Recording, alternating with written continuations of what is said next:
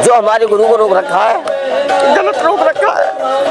नमस्कार दोस्तों, मैं निधि सिंह द फैक्ट टाइम में आपका स्वागत करती हूँ। जानेंगे आखिर क्या है डेरा सच्चा सौदा के प्रमुख संत डॉक्टर गुरमीत राम जी के बारे में, लोगों की राय, क्यों लोग आज भी डेरा सच्चा सौदा जाते हैं और क्यों विश्वास करते हैं गुरु जी पर, और क्यों आज भी लोग गुरु जी को भगवान मानते हैं। जानते हैं लोगों से सीधी बात। नमस्कार सर। नमस्कार जी। क्या नाम है सर? मेरा नाम हरीश कुमार इंसा है जी। क्या करते हैं सर आप? मैं रियल एस्टेट में काम करता हूँ। वैसे सर आप वेल एजुकेटेड पर्सन है, उसके बावजूद डेरा जैसी जगह, क्या कारण है? कारण ये है मैं नहीं जानता था डेरे सच्चे सौदे के बारे में। हमारे एक रिश्तेदार थे जो मुझे डेरे सच्चे सौदे में घुमाने के लिए लेके गए। हमारे भांजे भाई थे, बोले मामा जी एक जगह घुमा के लेके चलते हैं। आप दुनिया में घूमे हो, वैष्णो देवी गए हो, नगरकोट गए हो, जहाँ भी गए हो, लेकिन एक बार हमारे कहने से भी चलो तुम। फिर क्या बात है, हो ऐसा कहते चलो तो सही, घुमा के लाएंगे तुम्हें। तो मैं वहाँ मैम पहुँचा, और पहुँचने के बाद में मैंने वहाँ का जो नज़ारा देखा, एक तो भीड़ बहुत ज़्यादा थी। दूसरी बात कि जैसे हम कहीं वैष्णो देवी वगैरह जाते हैं या कहीं भी जाते हैं तो कुछ ना कुछ हमें प्रसाद वहाँ चढ़ाना पड़ता है, और पैसा भी खर्च करना पड़ता है, चढ़ा भी चढ़ना पड़ता है। कहीं दान पात्र रखे हुए, तो डेरे सच्चे सौदे में मैंने ये देखा कि वहाँ किसी तरह का दान चढ़ावा नहीं था। दूसरी बात, वहाँ के जो लोग रहने वाले थे वो इतनी अच्छी आवाज़ में हाथ जोड़ करके भाई जी और प्रेम जी कह रहे थे, भाई जी इधर नहीं जाना, भाई जी इधर जाना। भाई जी बड़े प्रेम के साथ पानी पिला रहे थे, और किसी तरह का दान चढ़ावा नहीं। और मैंने कहा मेरे यहाँ इतनी भीड़ में खाने पीने की कैसी व्यवस्था होगी? तो कैंटीनों पर वही सुविधा थी, अपना खाना पीना खाओ, टोकन अपने ले लो नॉर्मल। उसके बाद में खाने पीने की व्यवस्था थी, जो जहाँ बैठा गया मैम वो वहीं बैठ गया, और उसको इतनी शांति के साथ खाना खिलाया गया कि जिसका जवाब नहीं। उसके बाद फिर उन्होंने कहा कि आप इनसे कुछ ज्ञान दीक्षा लोगे। ज्ञान दीक्षा क्या होगा? ये एक परमात्मा का नाम बताएंगे, ये उसका आपको निरंतर अभ्यास करना है। तो उस समय में मैं बीड़ी सिगरेट गुटखा वगैरह खूब खाता था। तो मेरे फिर उस नाम से क्या होगा कि आप उस नाम का अभ्यास अगर करोगे तो ये आपकी बीड़ी सिगरेट सब छूट जाएंगी। मैंने कहा चलो ले लेते हैं, बढ़िया बात है। मेरे भाई उसमें पैसा भी खर्च होगा, तो पैसा एक खर्चा नहीं होना है। मेरे फिर कुछ पैसा खर्च नहीं करना है, आपको सिर्फ वो जो गुरुजी नाम दान दे, प्रभु परमात्मा नाम को, उसको अभ्यास करना है। तो उन्होंने मुझे एक नाम गुरुमंत्र दिया। बहुत ही पब्लिक बैठी हुई थी, ये नहीं कि मुझे कोई पर्सनल अकेले में बुला करके उन्होंने उस नाम को दिया हो। पूरी पब्लिक के सामने उन्होंने वो वर्ड दोहरवाए और कहा कि बेटा ये किसी को बताना मत, और आप अकेले में इन्हें मुँह हाथ धो करके फ्रेश होकर के सुबह सुबह जाप का सुमरण करना है।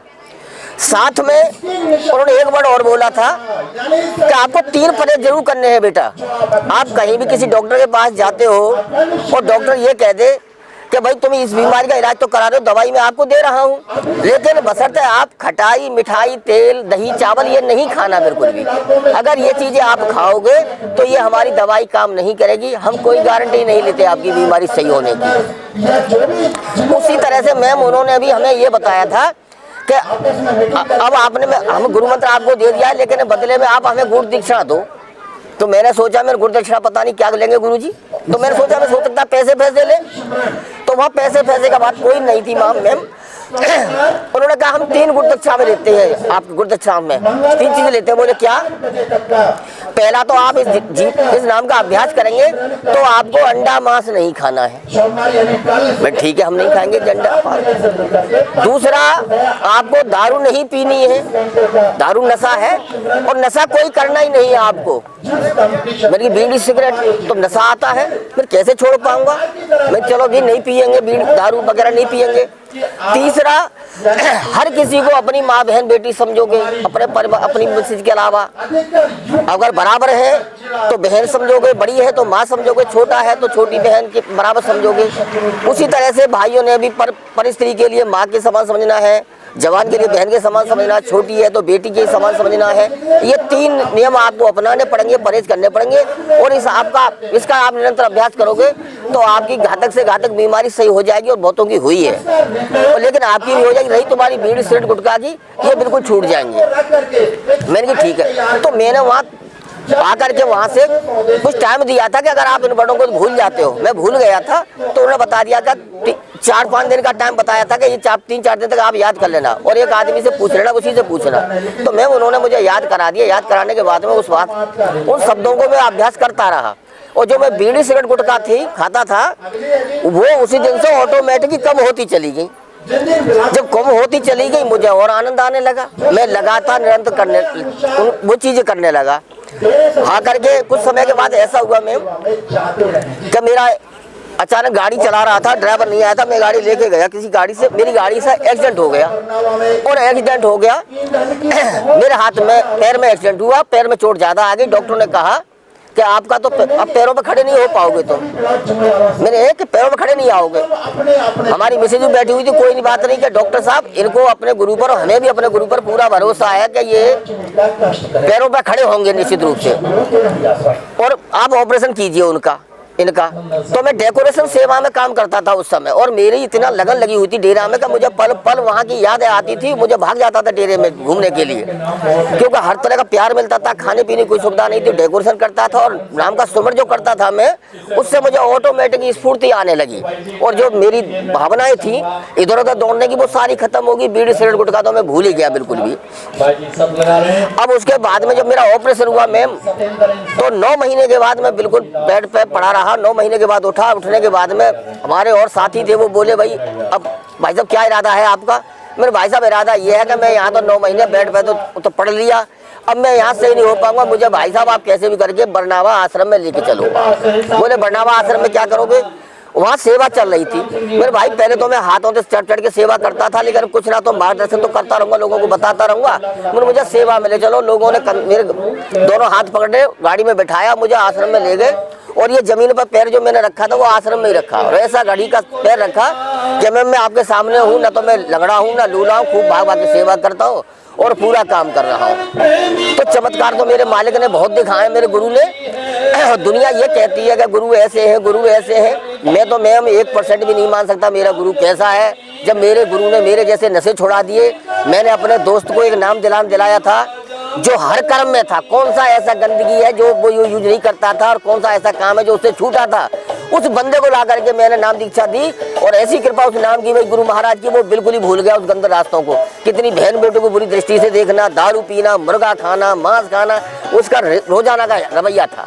जब ऐसे ऐसे लोगों को मेरे मालिक ने सुधार दिया, तो मुझे तो मैम बिल्कुल पूरा भरोसा है, चाहे लोग कुछ भी कहें, लेकिन मुझे जो 1% भी ऐसा नहीं है कि मेरा गुरु ऐसा होगा। लड़कियां कितनी सुरक्षित है सर? लड़कियां डेरे में रहने वाली तो बहन मेरी बिल्कुल सुरक्षित है, किसी तरह की कोई कमी नहीं है कि क्योंकि कभी हमने ऐसा देखा नहीं। लड़कियों की तरफ लड़कियां रहती हैं, भाइयों की तरफ भाइयां रहते हैं। दूसरी बात कि वहाँ बहन के अलावा तो कोई वडी नहीं है। मैं बताइए ना, बेटी या बहन या माँ, अब बता हम हमारी भावनाएं गलत कैसे चलेंगी जब हम वडी वो निकालते हैं कि माँ और बहन बेटी, तो भावनाएं तो गलत जा ही नहीं सकती। उसी तरह से वो बहन बेटियां भी हैं, भाई जी बोलते हैं हमसे, अंकल जी बोलती हैं। तो फिर समाज के लिए क्या किया है सर गुरु? समाज के लिए मैम वैसे तो 134 मानवता भलाई के कार्य किए जा रहे हैं। भूखे को खाना, प्यासों को पानी, बीमार का इलाज, गरीब बहन बेटियों की शादी करना, पौधारोपण करना, सफाई अभियान कराना। और सफाई अभियान में तो मैं कभी सोच नहीं सकता था कि मैं वहाँ जाऊँगा, मेरा कोई मतलब नहीं था।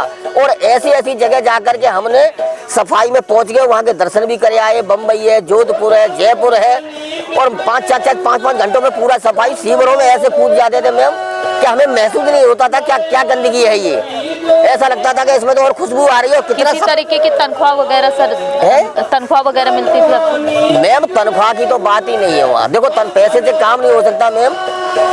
यकीन करो कि एक बंदे को मैं ऐसे को लेके गया था जिसके घातक बीमारी थी, और वो सफाई अभियान में गया। मेरे भाई तू देख संसार छोड़ के तो जाना ही जाना है, नाम तो मैंने दिलाई दिया तुझे, और तुझे संसार छोड़ के तो जाना ही जाना है, चल वहाँ जयपुर सफाई अभियान में चल रहे हैं। और वो गया, उसको घातक कैंसर था बहन मेरी, और वो सफाई ऐसी हुई कि उसकी शरीर का कैंसर खत्म हो गया। आज की डेट में वो बिल्कुल फिट है। तो मैं कैसे मान लूँ? पैसा तो मैं माने नहीं रखता बहन यहाँ बिल्कुल किसी कीमत पे भी। पैसे पर भरोसा नहीं रखते, चाहे हमारा 1 रुपए का काम हो, 1 लाख का काम हो। सर क्या नुकसान हो रहा है हमारे समाज को गुरु जी के ना होने का? बहन जी नुकसान तो इतने हो रहे हैं, जो दारू लगातार कम हो गई थी वो बराबर लागू दारू चल रही है। जो पेड़ पौधे लग रहे थे वो लगने बंद हो गए। सफाई अभियान चल रही थी वो चल गई। देखिए कोरोना कितना बुरी घातक बीमारी आई है, और जब जब किसी संत महात्माओं को गलत सताया जाता है तो वो ऐसा ही नियम होता ही होता है, उल्टी प्रकृति उल्टा खेल चलना चालू कर देती है। ऐसे कोरोना में भी बहन जी आप यकीन नहीं मानोगी कि जिस सच्चे सौदे से जिसने नाम की दीक्षा ली है किसी को आज तक कोरोना नहीं हुआ, और हमारा अभ्यास वो सब रोगों की दवाई है। कोई ऐसा नहीं कि जिसको ये सच्चे सौदे से नाम लिया था इस कोरोना है, बल्कि कोरोना वालों को हमने जाकर के खूब ब्लड दिया है उस जगह। तो हम कैसे मान लें? जो सफाई कर्मचारी थे गलियों में सफाई करने आते थे पूरा उनका सहयोग करते थे। हमें तो महसूस नहीं होता कि हमें कोई दिक्कत। दूसरा नुकसान तो बहुत है कि जो जितने लोग डेरे से नाम लेते थे वो हर महीने लाखों पे पहुंच गए थे, लाखों लोग नाम लेते थे, लेकिन लाखों जब बुराइयां छोड़ते थे नाम लेते थे तो वो लाखों छूट नहीं रहे और बढ़ ही रहे। तो ये दिक्कत आ रही है। दूसरी बात, ना पौधरोपण हो रहा है, ना सफाई अभियान हो रहा है, गंदगी फैली जा रही है, दुनिया भर के अत्याचार भी बढ़े जब से। सरकार से क्या अपील करेंगे सर? है जी, सरकार से क्या? सरकार से तो हमारी यही अपील है,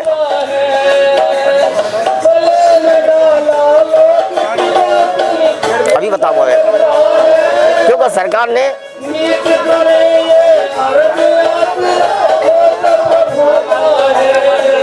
जो हमारे गुरु को रोक रखा है, गलत रोक रखा है। बहुत बहुत धन्यवाद सर आपका। जैसा कि आप देख सकते हैं कि इन्होंने बताया हर पक्ष को कि गुरुजी ने किस तरीके से नशा छुड़वाया, इतने बड़े बड़े नशाखोरों का और हरामखोरों की हरामखोरी छुड़वाई, वैश्यावृत्ति छुड़वा कर उनकर। इस गुरुजी ने इतने बड़े महान जो राक्षस हैं उनको एक इंसान बनाकर खड़ा कर दिया और आज उनके घर स्वर्ग बने हुए हैं। लोग तड़पते हैं, रोते हैं, संत जी की समाज को जरूरत है। ये है असली सच डेरा सच्चा सौदा का और गुरुजी जैसे जो संत हैं उन लोगों का। जो भी राय है आपकी कमेंट बॉक्स में जरूर डालिएगा। बहुत बहुत धन्यवाद।